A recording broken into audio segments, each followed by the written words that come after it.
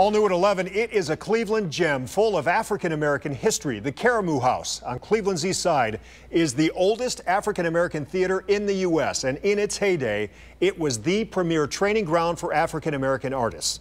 Now, as News 5 anchor Frank Wiley reports, it has a new facelift, and this staple in the black community is ready for its encore. These walls have weathered storms of injustice and propped up many weary souls. If you had Karamu on your resume, they knew that you had been formally trained, that you were educated in your art form, and many times you got carte blanche. The place for black actors when they weren't welcomed elsewhere. If history is the heartbeat, Robert Guillaume or Ruby Dee, Langston Hughes even. Talent is the bloodline. I am here.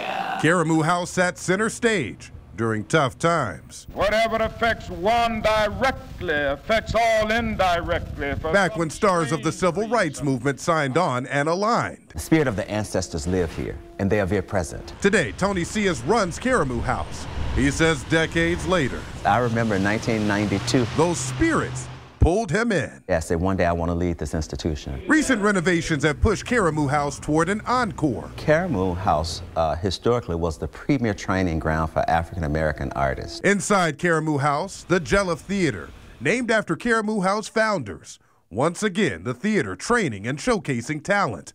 Tony is directing history's return. We are the oldest African-American producing theater in the country, celebrating 103 years. His playbill might simply read, culture. The stories that are told here may not be told in other environments in the same way. Plot twist. You see, Harlem was my first paramour. Black excellence. The word Karamu House is a key Swahili word that means a place of joyful gathering. Frank Wiley, News 5.